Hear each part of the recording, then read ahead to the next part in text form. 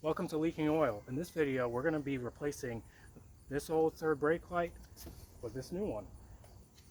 In this particular video, we're going to be covering first generation Ford Explorer Sport Tracs, but this changeout can be pretty universal among all Ford trucks.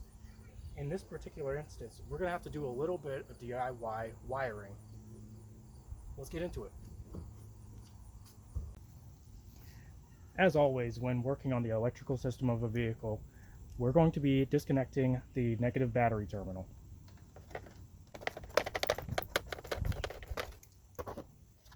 In my situation, this was a 5/16 inch socket.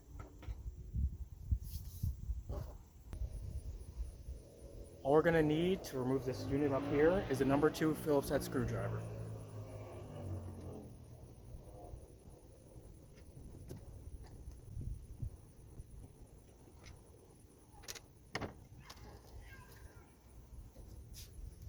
There you go.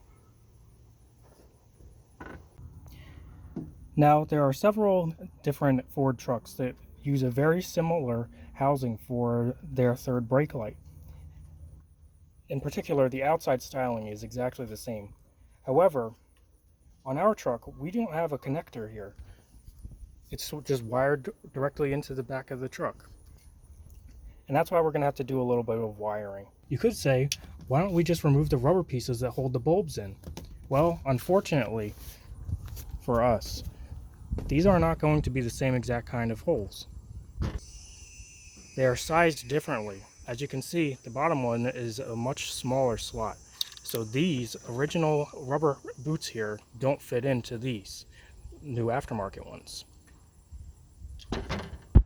What we are going to do is cut here and cut here, and then splice them together with some simple butt connectors.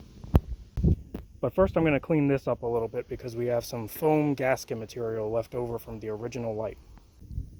Let's clean this up. Now that's a bit better.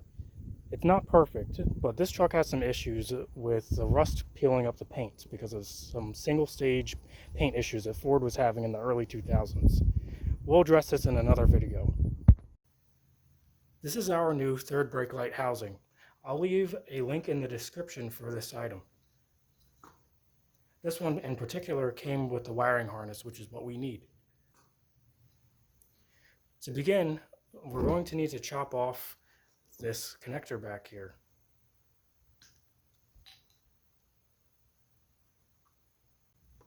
In order to connect our wires to the original ones on the truck, we're going to be using these butt connectors. On one side, we put the old wire, and on the other side, we put the new wire. We're going to start by attaching the new wires to the butt connector.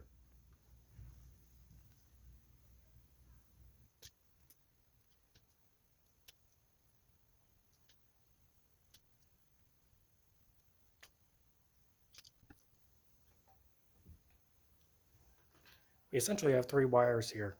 The purple one represents the illumination white lights that we would have turned on to see in the back of the bed, and the green light represents the red brake light back here. The black wire is the negative ground.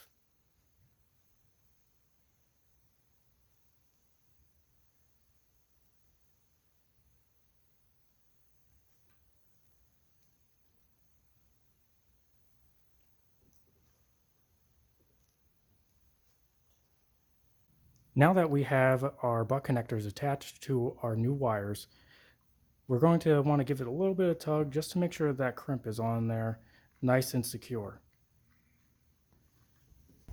Now we're going to remove our old light here. We're going to want to give ourselves plenty of wire to work with, so I'm going to cut it down here.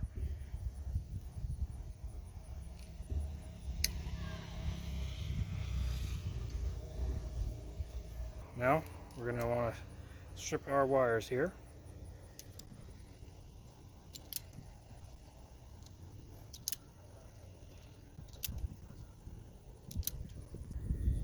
We're going to put heat shrink on our wires here before we crimp these together. That way we can slide it over and use some heat to shrink it down and get a watertight connection.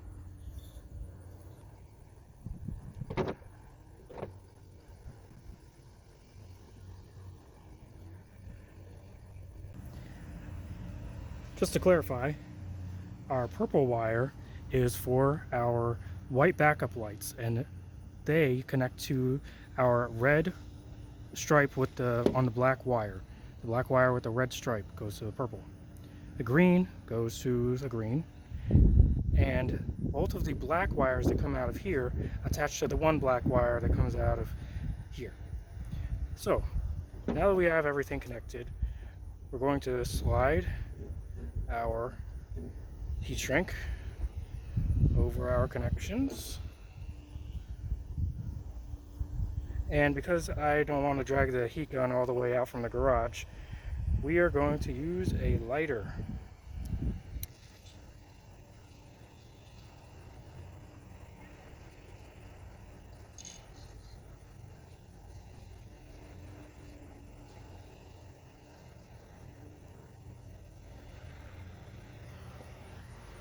There we go. Before we put everything back together, let's test that all of our lights are working by turning on the rear visibility lamps and the brake light. Of course, we need to reattach our negative battery terminal.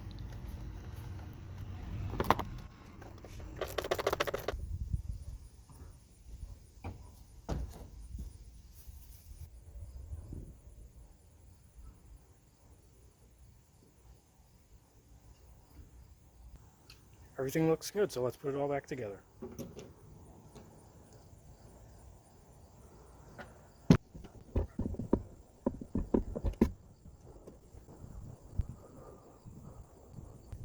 Well, I certainly think this looks a lot better than the old one. If you found this video useful, please consider giving it a like. Thank you for watching.